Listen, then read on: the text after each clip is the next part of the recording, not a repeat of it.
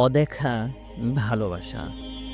ভালোবাসার পরিমাণ কতটুকু হলে কাউকে না দেখে, না জেনে তাকে ভালোবাসা যায়?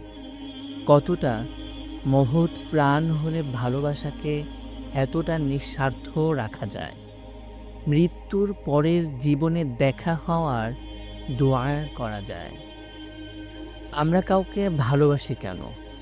তার বাহ্যিক অবয়ব, ভঙ্গিমা আমাদের আকর্ষিত করে, অথবা তার কোনো গুণ আমাদের মুগ্ধ করে, অথবা তার প্রতি কোনো কারণে আমাদের কৃতজ্ঞতা বোধ কাজ করে। কিন্তু তুমি কি জানো, কেউ একজন তোমাকে ভালোবেসেছেন এই জগতে তুমি পা রাখার আগে। তিনি জানতেনই না তুমি সাদা না কালো, পঙ্গু না সুস্থ, সমাজ বা পরিবারে তুমি আদরণীয় নাকি পরিত্যাজ্য জানার প্রয়োজনও নেই। বরং তুমি যেমনই হও না কেন, তোমার জন্য তার রয়েছে অন্তর নিংড়ানো ভালোবাসা। হৃদয়ে সতৃষ্ণ আকুতি জমিয়ে রেখেছেন তোমাকে দেখবেন বলে। চেয়েছেন কখনো কোথাও একসাথে অনন্ত সুখের পেয়ালা হাতে তুলে নিতে। আপনজনদের কাছ থেকে কষ্ট পেয়ে যখন তুমি ভালোবাসার খরায় ভোগো, তখন এই অপার্থিব পবিত্র ভালোবাসাটুকু অনুভব করো। দেখে নিও, হৃদয় প্রশান্ত হবে। সব কিছুকে পায়ে দোলে এই অনন্ত ভালোবাসার টান নিজেকে আবার দু পায়ে দাঁড়াতে সাহায্য করবে। কি বিশ্বাস হচ্ছে না?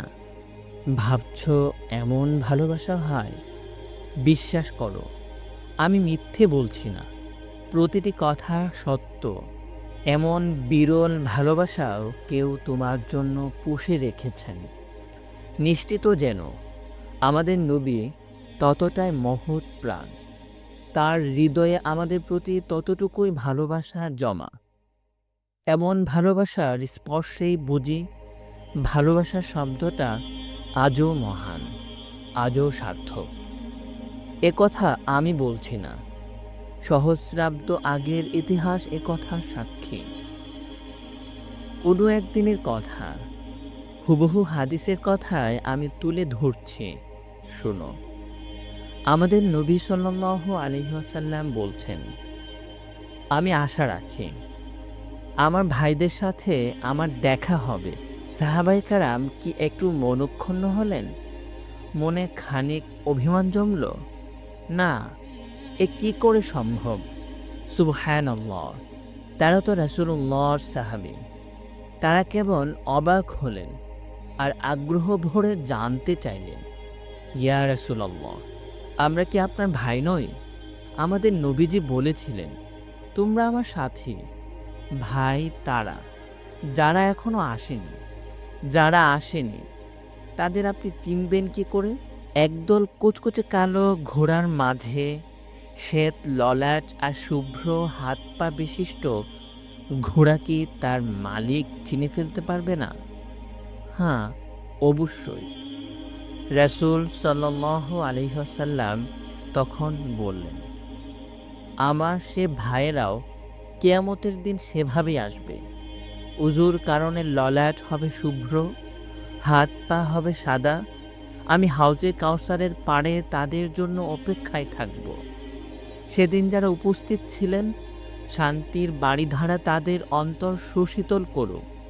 রবের অপার করুণার বৃষ্টিতে তাদের মাগবারা আরও সতেজ হয়ে উঠুক।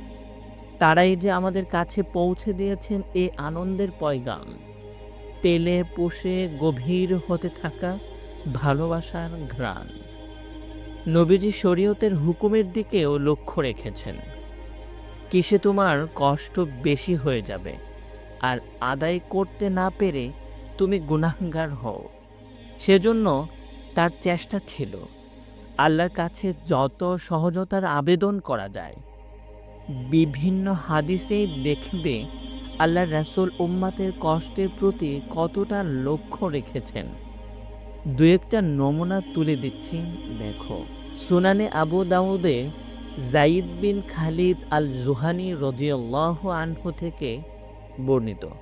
তিনি বলেন, আমি রাসূলুল্লাহ সাল্লাল্লাহু আলাইহি ওয়াসাল্লামকে বলতে শুনেছি, লাউলা আন আশুক্কা আলা উম্মতি লা আমারতুহুম বিসসিওয়াকি ইনদা কুল্লি সলাতিন।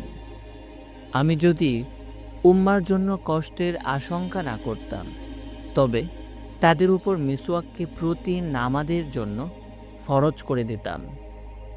আবু হুরাইরা রাদিয়াল্লাহু আনহু থেকে বর্ণিত আরেক হাদিসে রয়েছে যে রাসূলুল্লাহ সাল্লাল্লাহু আলাইহি ওয়াসাল্লাম ইরশাদ করেছেন, আন আবি হুরাইরাতা قال قال النبي صلى الله عليه وسلم لولا أن أشق على أمتي لأمرتهم أن يؤخروا العشاء إلى ثلث الليل أو نصفه।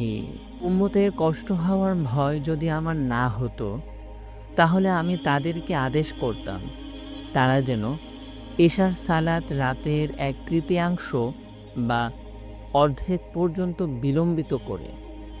এভাবেই রাসূলুল্লাহ সাল্লাল্লাহু আলাইহি ওয়াসাল্লামের তামান্না হতো, ফজিলত ও মহত্বের দিকে লক্ষ্য করে উম্মাহ যদি এই কাজটা আবশ্যকীয়ভাবে করত, আবার তিনি এ বিষয়েও চিন্তিত হতেন, আমলটি ফরজ হয়ে গেলে তো উম্মাহ গুনাহগার হবে যদি ছেড়ে দেয়।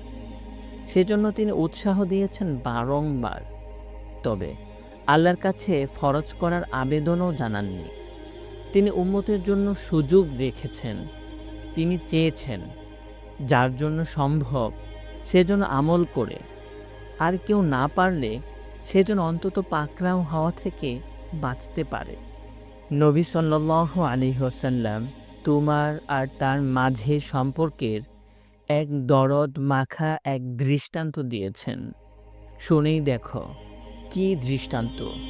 তিনি বলছেন, মাথালি ওয়া মাথালুকুম কামাথালি রজুলিন আওকাদা নারন ফাজাআলাল জানাদিবু ওয়াল ফারাশু ইয়াকানা ফিহা ওয়া হুয়া ইয়াদুব্বুহুন্না আনহা ওয়া আনা আখিযুন বিহুজাজিকুম আনিন নার ওয়া আনতুম তাফাল্লাতুনা মিন ইয়াদি।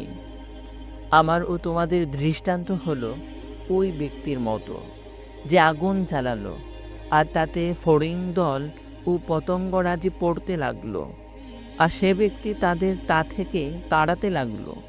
অনুরূপ আমিও আগুন থেকে রক্ষার জন্য তোমাদের কোমর ধরে টানছি, আর তোমরা আমার হাত থেকে ছুটে যাচ্ছ। কি এক ভালোবাসা সর্বদা তার হৃদয় জুড়ে থাকত। রবের প্রতি ভালোবাসার প্রচণ্ডতা থেকেই হয়তো রবের বান্দাদের প্রতিও ছিল দিল উজাড় করা ভালোবাসা। তিনি এবং আমরা সকলেই তো সেই প্রেমময় রবেরই বান্দা। বন্ধু, তুমি সে ভালোবাসা টের পাও কি? সে ভালোবাসার স্পর্শ তোমার হৃদয় নরম করে কি? তবে এসো না, সে ভালোবাসাকে সার্থক করি। ভালোবাসার মানুষটির এই পবিত্র তামান্নাকে পূর্ণতা দিতে সর্বসাধ্য ব্যয় করে এক একটি উজু হয়ে উঠুক তার সাথে হাউজে কাউসারের পেয়ালায় শরিক হবার এক একটি সিঁড়ি।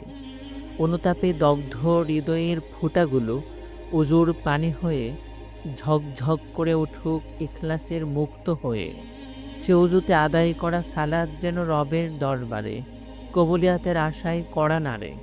হাউজে কাউসারের পাড়ে দাঁড়িয়ে যেন সে মানুষটিকে বলতে পারে, আমার নবী আপনার হৃদয়ের যে ভালোবাসা উদ্যান রচনা করেছিল, সে ভালোবাসা আমার হৃদয়ে ফুটেছিল সুরভিত পুষ্প হয়ে। আজ সে ভালোবাসা সার্থক হোক রবের সন্তুষ্টির চাদরে আবৃত হয়ে।